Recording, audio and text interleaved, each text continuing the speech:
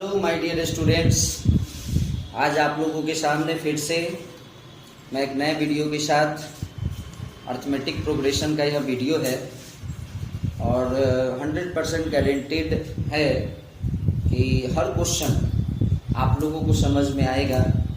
इससे पहले भी हमारा जो भी वीडियो रहा है वह इतना क्लियर रहा है कि आपको हर क्वेश्चन उसका समझ में आता ही होगा।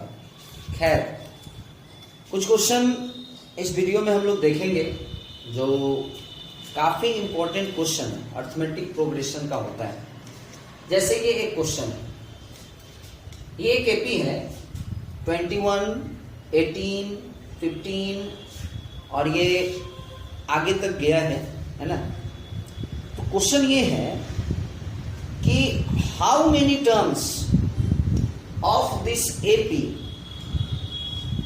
should be added so that the sum is equal to 0। मतलब ये हुआ कि इस एपी के कितने टर्म को जोड़ेंगे कि 0 आ जाएगा।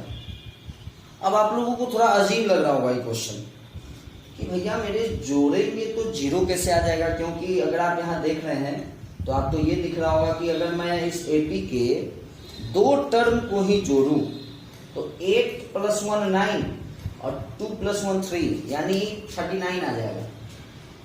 केवल दो टर्म को ही जोड़ेंगे तो 39 आ जाएगा। तो आप लोगों को ये लग रहा होगा कि ये कैसे संभव है कि 0 आ जाएगा, है ना। ये कैसे संभव है कि 0 आ जाएगा। भैया मेरे आ जाएगा, देखते हैं, है ना। तो क्वेश्चन ये है, क्वेश्चन क्या है, पहले इस चीज को समझिए कि इस एपी के कितने टर्म को जोड़े कि 0 आ जाए।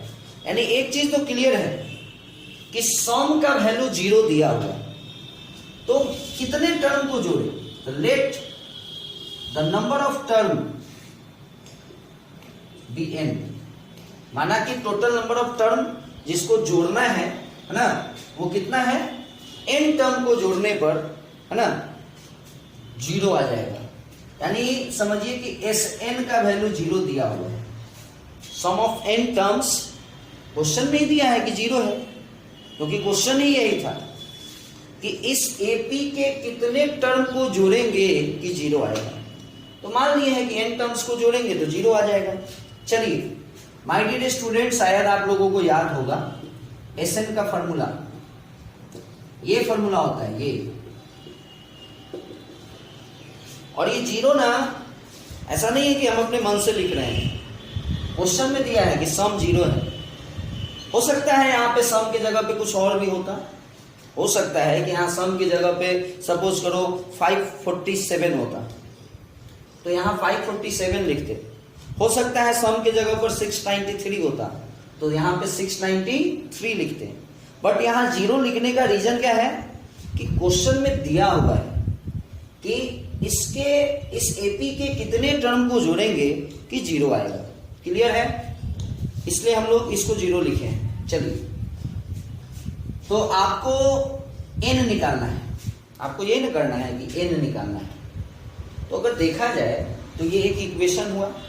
इक्वेशन इसलिए हुआ क्योंकि बीच में इक्वल टू है, और इस इक्वेशन में तीन चीज है, तीन चीज आपको दिख रहा होगा, n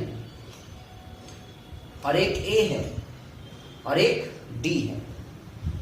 तो आप लोग बताइए, a का वैल्यू भी तो आपको पता है 21 और b का भी वैल्यू पता है 18 - 21 जो कि -3 हो जाएगा। तो जब आपको a दे ही दिया है और b दे ही दिया है तो आप n नहीं निकाल सकते हैं, आराम से निकलेगा। हम लोगों ने पढ़ा है कि अगर किसी इक्वेशन में एक चीज नहीं पता हो तो वो आराम से निकलता है। चलिए देखते हैं कैसे निकलेगा।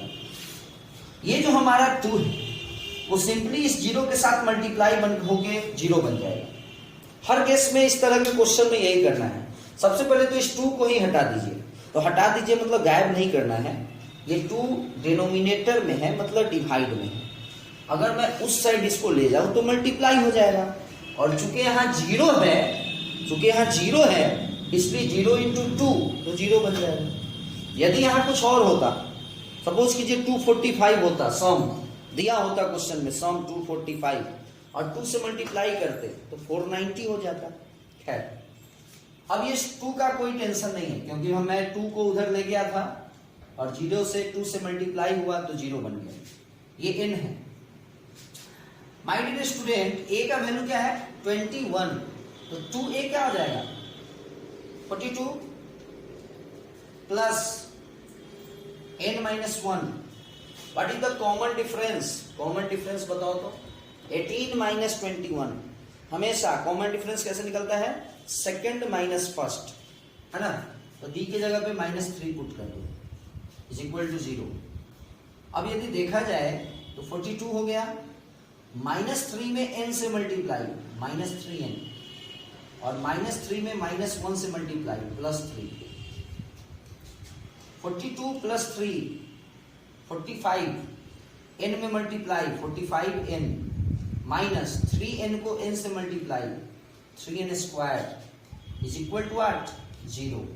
अब आप समझ रहे होइएगा कि अगर इस 3n स्क्वायर को मैं उस साइड ले जाऊं तो प्लस हो जाएगा, और इधर क्या है 45n। 3 से अगर इसको कैंसिल कराना चाहूं तो 15, तो इधर क्या बचा? एक साइड बचा n स्क्वायर और एक साइड बचा 15n। तो यहाँ n स्क्वायर है, मतलब 2 ठो n है, और एक n इधर भी, एक n भी कैंसिल आउट हो सकता है।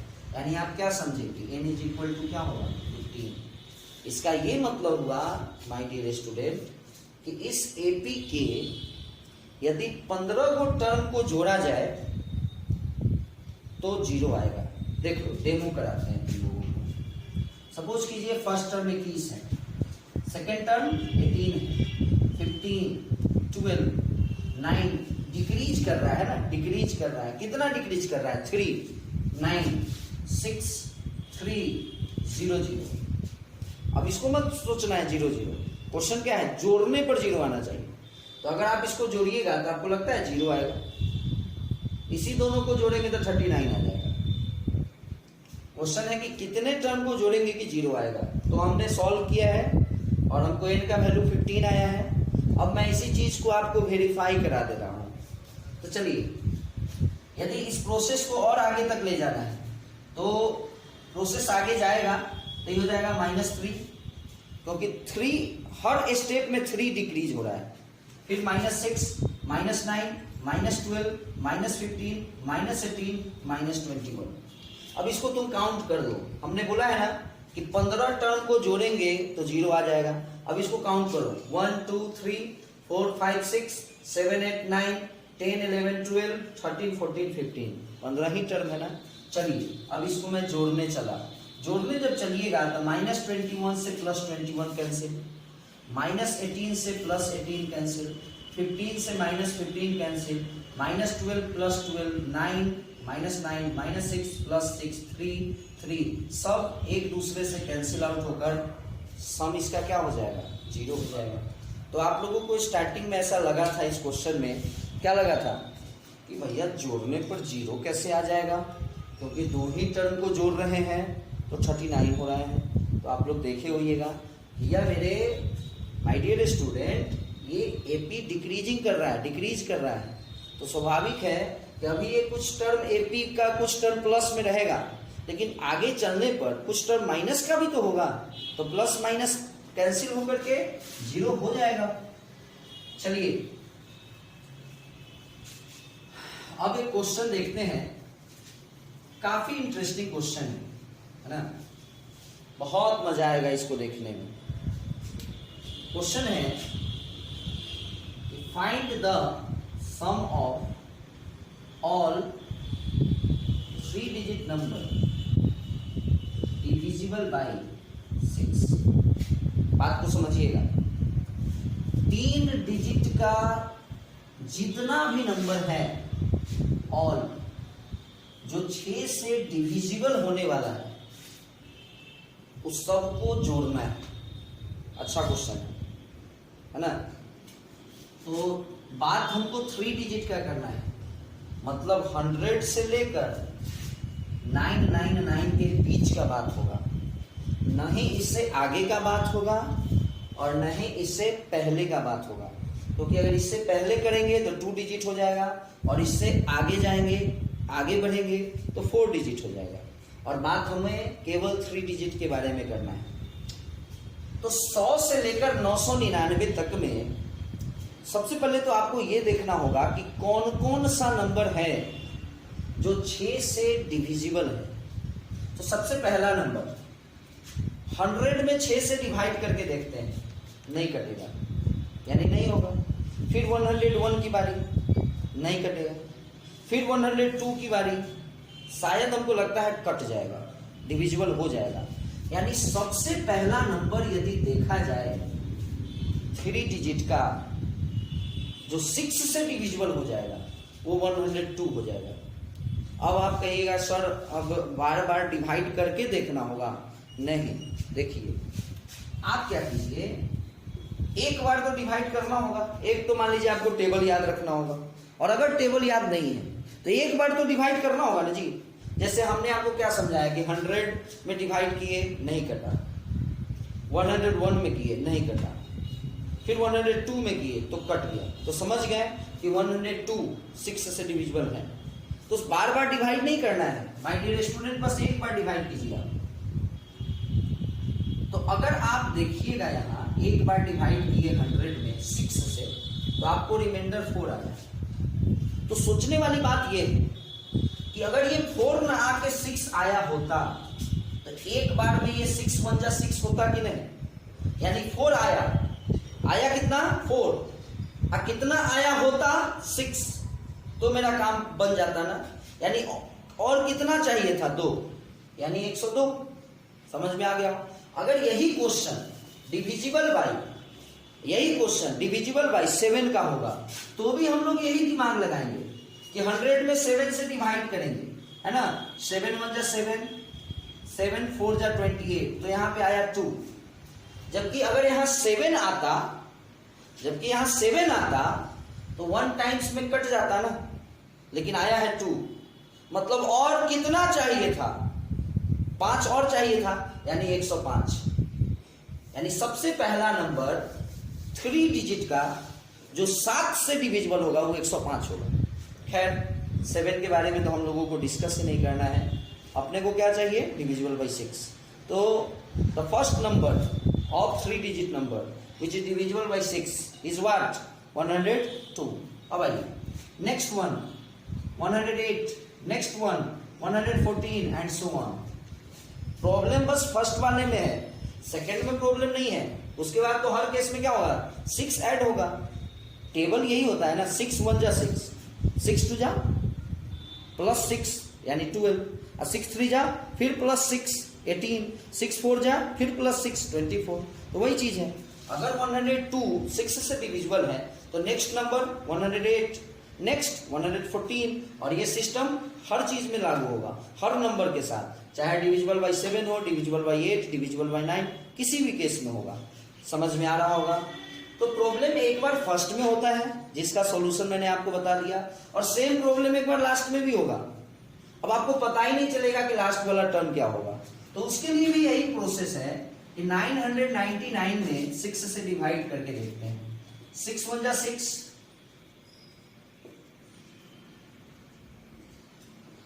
यानी आपको रिमाइंडर क्या बचा, 3। तो जोड़ने की तो बात ही नहीं है, जोड़ तो हम लोग सकते ही नहीं है, क्योंकि एक भी ऐड हुआ तो ये 4 डिजिट का हो जाएगा। यानी इधर क्या करना होगा, माइनस करना होगा, यानी 3 को माइनस करा दो, यानी 996 जो होगा वो 6 से डिविजिबल हो जाएगा। 6 से डिविजिबल फिर इसके आगे भी हो सकता है, क्यों नहीं होगा, बट वो 4 डिजिट में चला जाएगा। और अपने को बात क्या करना है, 3 डिजिट का बात करना है। क्लियर है। चलिए, तो बस यही क्वेश्चन है ना, यही क्वेश्चन है ना। 102 सबसे पहला नंबर है 3 डिजिट का जो 6 से डिविजिबल होगा।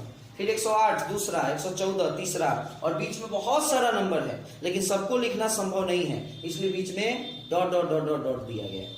और क्वेश्चन यही है ना कि सबका सम क्या होगा। बहुत आसान है क्वेश्चन। अब इस क्वेश्चन में कुछ नहीं है, हमने जो पहले के वीडियो में पढ़ाया है आपको उसी से ये बन जाएगा। अब माय डियर स्टूडेंट, आपने अच्छी तरह से पढ़ा है कि what do you mean by nth term, nth term is always equal to what, last term. तो nth टर्म इज, क्योंकि जब हम सम निकालने चलेंगे ना, सम निकालने चलेंगे तो अपने पास सम निकालने का कितना फॉर्मूला है, दो फॉर्मूला है, एक दो, तो दोनों ही फॉर्मूला में n का जरूरत पड़ेगा, यानी आखिर कितना टर्म है उसका जरूरत पड़ेगा। तो फर्स्ट ऑफ ऑल अपने को क्या करना होगा, we have to find the value of n। तो कैसे निकलेगा, nth term is equal to last term, और nth टर्म क्या होता है, a plus n minus 1 into D. याद करो अर्थमेटिक प्रोग्रेशन का सबसे स्टार्टिंग के क्लास में ये सब चीज पढ़ना था। a 102, n minus 1, what is the value of d, 6, 996। क्या करना है, ये 102 माय डियर स्टूडेंट, यदि मैं उसको उधर ले जाऊं तो माइनस हो जाएगा, तो 996 माइनस 102 894, क्लियर है। और ये जो n माइनस 1 अगर हम अब निकालेंगे तो 6 जो है वो इस n माइनस 1 के साथ क्या है, मल्टीप्लाई है। अगर ये 6 उधर जाएगा तो क्या हो जाएगा, 14, 6 जा 84, 5 बचा, और 5 और 4 54, तो 9 6 जा 54। तो n का वैल्यू क्या हो गया, माइनस 1 उधर गया, प्लस 1, तो 150। अब आसानी से निकल जाएगा, sum of all 3 digit number divisible by 6 is equal to, कैसे निकलेगा, इस पे भी आप निकाल सकते हैं, n upon 2 150 upon 2, a means 102 plus l means last term 996, इस 2 से ये कटेगा 75, इस दोनों को ऐड कर लिया जाएगा, है कि नहीं, हो गया। तो आप इसको फिर 75 से मल्टीप्लाई करा लो। अगर सेम क्वेश्चन रहे, बस इसमें क्या करेगा कि डिविजिबल बाय 6 है ना, सपोज करो डिविजिबल बाय 9 कर दिया, तो चलो इसको भी देख लेते हैं। स्टार्टिंग 100 से ही सोचना है, क्योंकि बात अभी भी क्या है, 3 डिजिट का ही है ना। तो 100 में 9 से डिवाइड किए 99 आया, है ना, क्या आया, 99 आया। मतलब आपने क्या देखा, सॉरी यहां 1 आएगा, रिमाइंडर 1 आएगा, 11 9 या 91, 9 रिमाइंडर 1। तो आपने ये सोचा कि अगर इसमें, क्योंकि इससे पीछे तो जाना नहीं है, जब जाना है इसके आगे जाना है, तो आप ये सोचिए कि 1 न हो के यहां अगर 9 होता तो 8 टाइम्स में कट जाता, 8 टाइम्स और बढ़ जाता, जैसे 11 है ना तो 12 हो जाता। तो 1 को 9 बनाने के लिए 8 प्लस कराना होगा, यानी कॉमन सेंस की बात है कि ये 108 होगा। क्लियर है, आप करके देख लो, 12 9 जा 108 होता है। चलिए फर्स्ट में प्रॉब्लम है, सेकंड में प्रॉब्लम नहीं है, 9 ऐड करते चले जाओ। अब मैटर यहां फंसेगा, कुछ मैटर नहीं फंसेगा। यहां के लिए क्या बताए थे आपको कि आप डिवाइड करो, सिंपली डिवाइड करते चलो, और क्या बताए थे आपको कि जो कुछ भी रिमाइंडर आएगा उसको माइनस करा दो। संजोग से यहां रिमाइंडर आया ही नहीं, मतलब ये 999 जो है खुद 9 से डिविजिबल है, बस हो गया। यहां भी वही काम है, nth term is equal to last term करके n का वैल्यू निकाल कर, और Sn का जो ये फॉर्मूला है n/2 plus into a plus l, इस फॉर्मूला पे आप आराम से पुट कर दीजिए। a पता है, l पता है, बस मेन प्रॉब्लम क्या था n पे, कि n हमको पता ही नहीं था, तो n निकल जाएगा ना nth टर्म करके, है कि नहीं। चलिए, तो इस तरह का क्वेश्चन आप लोग समझ में आ गया होगा आप लोगों को। कुछ इस तरह का भी क्वेश्चन होता है कि मान लीजिए क्वेश्चन है, find the sum of 3 digit number when divisible by 6 leaves remainder 2 in each case. बात को समझिएगा, 3 डिजिट का number divisible by 6, divisible by 6 नहीं, when divided by 6, when divided by 6, जब 6 से डिवाइड किया जाए तो रिमाइंडर क्या आए, 2 आए। तो ध्यान दीजिएगा, सबसे पहला नंबर 104 होगा। देखो कैसे, आप 104 में 6 से डिवाइड कराते, रिमाइंडर 2 आया कि नहीं। तो अब आप कहिएगा सर आप कैसे समझ गए। याद करो, अभी अभी देखे थे तो 6 से डिविजिबल हुआ था 102 और हमको रिमाइंडर 2 चाहिए, यानी 104 ही होगा ना। इसके बाद में फिर प्रॉब्लम नहीं है, 110, 116, 122 है ना, सब में रिमाइंडर 2 आ जाएगा। अब मैटर फंसेगा लास्ट में, 999 में 6 से डिवाइड करो,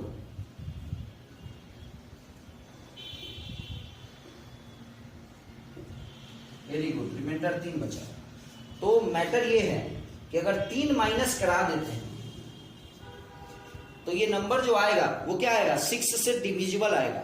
लेकिन अपने को क्या चाहिए, रिमाइंडर 2 चाहिए ना, यानी यहाँ 3 नहीं यहाँ 2 चाहिए, मतलब यहाँ 998 अगर होता तो रिमाइंडर 2 आ जाता ना, यानी लास्ट टर्म 998 होगा। बस अब आप लोग आराम से बना लीजिएगा। मेन प्रॉब्लम इस क्वेश्चन में आपको था इसको अरेंज करना, अब कुछ नहीं है। अब जैसे हम लोग इससे पहले के वीडियो में देखे हैं कि nth term is equal to last term किए हैं, वही काम यहाँ भी करना है और n का वैल्यू फाइंड आउट करना है और उसके बाद Sn का जो फॉर्मूला है, सम निकालना है ना, सम निकालना है ना, तो सम का फॉर्मूला यूज कर लीजिए। हालांकि सम का फॉर्मूला एक और भी होता है, उसमें भी आप पुट कर सकते हैं, क्योंकि उस फॉर्मूला में आपने देखा है कि आपको फॉर्मूला में n है, a है और d है। a 104, d 6 और n निकल जाएगा ना, n तो निकल जाएगा, nth term is equal to last term, उस पे भी आप निकाल सकते हैं। बट ये फॉर्मूला थोड़ा छोटा है और ये फॉर्मूला कब यूज करते हैं, जब हम लोगों को लास्ट टर्म पता होता है और इस सीक्वेंस में, इस अर्थ में एपी में लास्ट टर्म पता है। ओके माय डियर स्टूडेंट, ये कुछ क्वेश्चन अर्थमेटिक प्रोग्रेशन का बहुत ही अच्छा क्वेश्चन सब है ना। किसी भी बुक में आप ले जाइए, कोई भी बुक बनाइए, इस तरह के क्वेश्चन को, इस तरह का क्वेश्चन आपको जरूर देखने को मिलेगा। और किसी भी एग्जाम को ले लीजिए, आपके स्कूल लेवल का, बोर्ड लेवल का कोई भी एग्जाम होगा तो गारंटेड है कि 1-2 क्वेश्चन आता ही आता है। ओके माय डियर स्टूडेंट्स, मैं विश्वास करता हूं कि आप लोगों को हमारा वीडियो अच्छा लगा होगा। यदि हमारा वीडियो अच्छा लगे तो प्लीज इस चैनल को और ज़्यादा शेयर करें, सब्सक्राइब करवाएं, है ना, ताकि और लोगों के बीच हमारा वीडियो पहुंच सके। Okay bye.